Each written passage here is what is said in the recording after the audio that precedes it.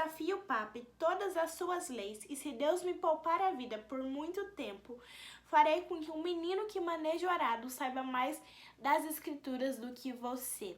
Essa foi a frase de William Tyndale falando com John Fox, após o mesmo, John Fox, falar assumidamente que a gente estaria melhor no mundo sem as leis de Deus do que sem o Papa.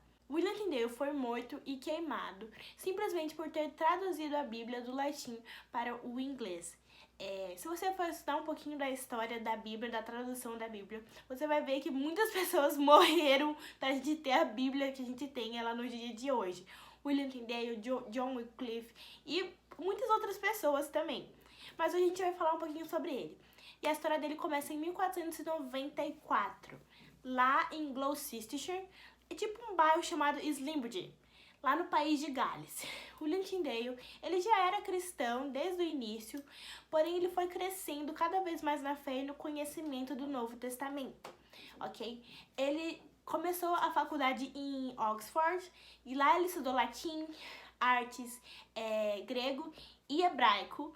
E isso foi fundamental também para ele traduzir a Bíblia para o Novo Testamento, por causa que a Bíblia ficou durante 1000 anos, durante a época da Idade Média, só no latim Vulgata. E eram pouquíssimas pessoas que tinham acesso e ainda pouquíssimas pessoas que conseguiam ler, por causa que ela estava no latim.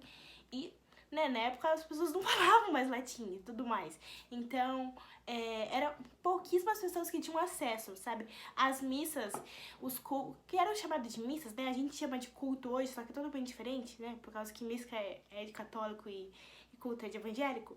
Mas as missas, elas eram ministradas em latim. Tipo, as pessoas não conseguiam entender o que cargas d'água o ministrante estava falando, tipo, e eu queria saber a que ponto, como que eles queriam edificar alguém e ensinar alguém sobre a palavra se eles nem sabiam do que eles estavam falando. Enfim, minha indignação. E isso foi fundamental também para ele conseguir traduzir a Bíblia para o inglês, ok? Então ele estudou tudo isso em Oxford, depois ele terminou a faculdade lá em Cambridge, né? E depois dessa época, em 1522, ele voltou para a cidade dele, que é Gloucestershire, condado, perdão. E lá ele era tutor, lá na casa do católico Walsh.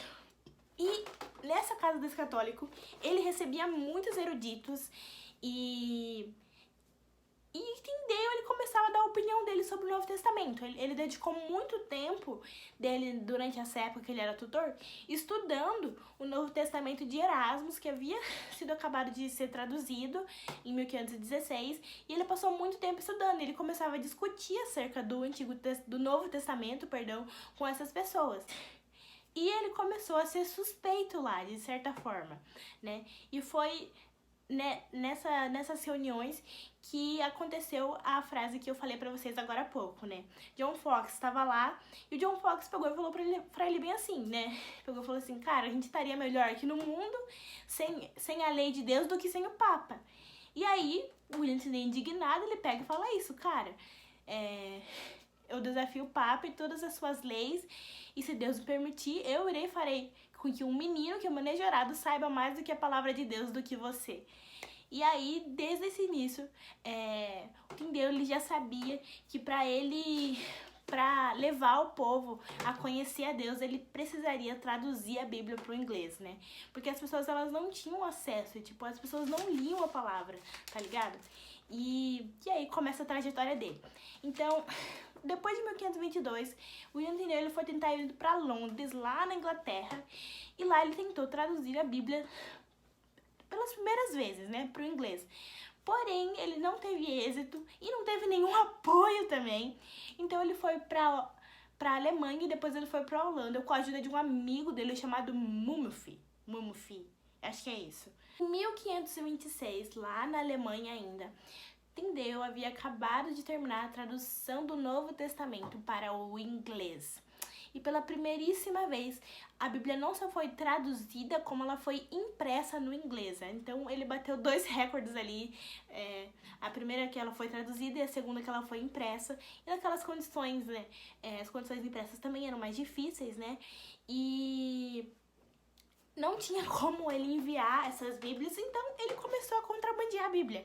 Ele escondia a Bíblia dentro das roupas que William Tyndale havia crescido em Gloucestershire e lá é um comércio textil bem forte. Então ele sabia como é que funcionava e tudo mais. Então ele começou a contrabandear a Bíblia através do comércio textil. Então ele escondia a Bíblia nas roupas e as pessoas recebiam a Bíblia assim, né?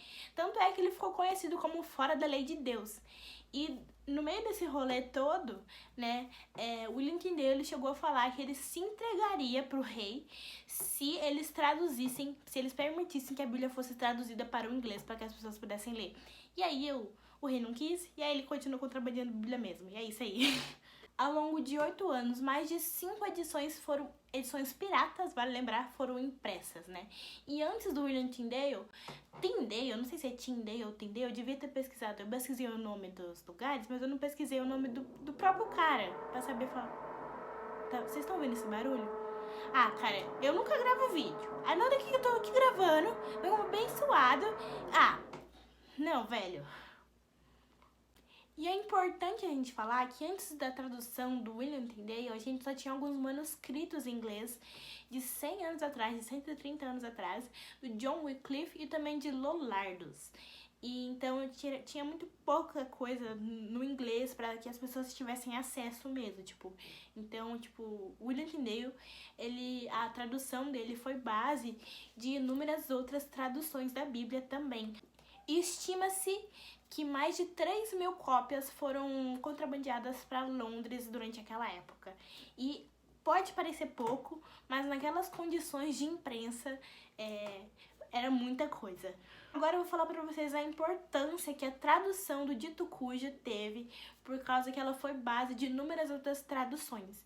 Uma delas foi a Bíblia da Nação, que foi impressa, foi publicada em 1557, que é a Bíblia lá de Genebra, que vendeu mais de 1 milhão de cópias, dentre 1560 até 1640. E também a Bíblia de Coverdale, que foi publicada 2 anos depois da morte, do assassinato, na verdade, do William Tyndale, que foi em 1536, e ela foi publicada em 1539. Muitas pessoas consideram ainda que quem traduziu a Bíblia para o inglês, que quem nos deu a Bíblia em inglês foi King James, porém, todavia, entretanto, segundo Daniel, foi o próprio William Tyndale que nos deu a nossa Bíblia que a gente conhece hoje em inglês, ok? A única coisa que o King James fez foi continuar o trabalho que o William Tyndale começou.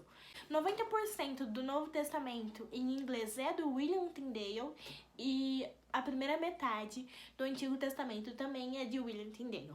Tanto é que eu vou mostrar pra vocês agora algumas falas deles que a gente conhece, que a gente vê, que tá também na nossa tradução, que é, por exemplo, haja luz, combati o bom combate, nem se eu falasse a língua dos anjos. Segundo Daniel, essas frases proverbiais, elas são tantas que elas são até intermináveis. O que William Tyndale fez foi tão importante que, mesmo 100 anos depois, as manchetes de jornais ainda falavam dele, mesmo que seja inconscientemente.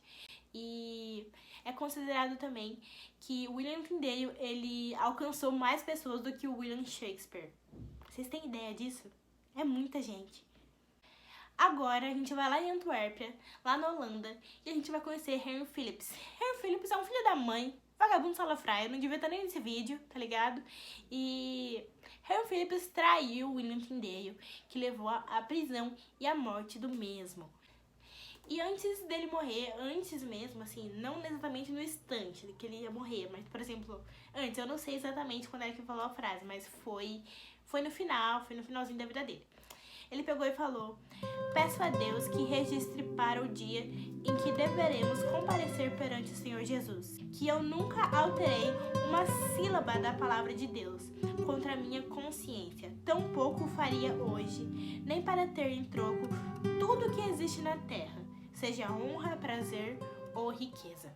E as últimas palavras de William Tyndale foi: Senhor, abre os olhos da Inglaterra.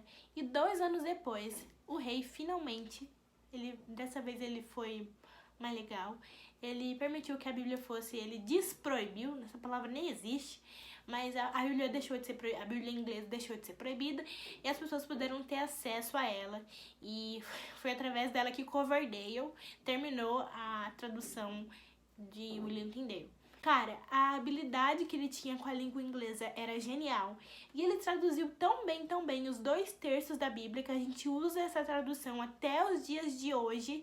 E William Tyndale ateou fogo na reforma protestante na Inglaterra. Foi por causa das traduções deles que boa parte da reforma que aconteceu na Inglaterra aconteceu. E essa é a história de William Tyndale. E eu tava consumindo conteúdo e eu vi o nome dele. Eu falei, caramba, eu vou pesquisar acerca dele. E eu tenho feito isso bastante vezes. Eu tô pesquisando sobre John Wycliffe, tô lendo um livro em inglês. Tô na primeira página ainda, mas eu tô lendo.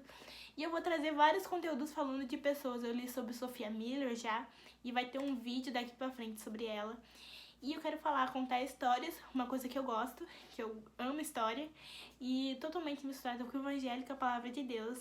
Quero contar a história dessas pessoas do cristianismo que foram importantes e que a gente tem pouquíssimo reconhecimento, porque a gente também não aprende nas escolas, mas foram pessoas que foram importantes não só teologicamente falando, na história do cristianismo, mas também foram importantes na formação do mundo. Por exemplo, Santo Agostinho, Martim Lutero, e outras pessoas por aí, Dostoiévski e várias outras pessoas. E eu vou estar trazendo essas histórias pra vocês, então se você gosta, se você quer aprender mais, me segue aí, porque vai ter histórias muito legais. Esse, é o meu segundo vídeo aqui do canal.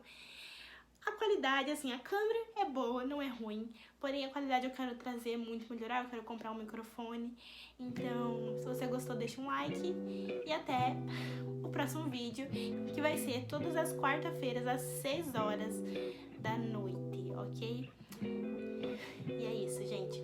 Um beijo e até a próxima. Pra você que chegou até aqui, eu gostaria de pedir uma coisa, que você, por favor, comprasse com o meu link da Amazon. Nele o link vai estar aqui embaixo, aqui na descrição. Você entra nele, clica nele, compra o que você quiser. E ele não altera nada no valor. A única coisa que acontece é que eu ganho uma comissãozinha. Uma comissãozinha vem pra mim. Então você vai estar me ajudando, você não vai estar perdendo nada, você só vai estar ajudando uma pobre coitada. Enfim, é isso. E eu só tenho 190 dias pra vender alguma coisa, porque tá num período de teste. E se eu não conseguir vender, se ninguém comprar nada com o meu link, posteriormente eu vou perder a conta de associado. Então é isso, então por favor, compre com o meu link. E é isso. Até o próximo vídeo e falou!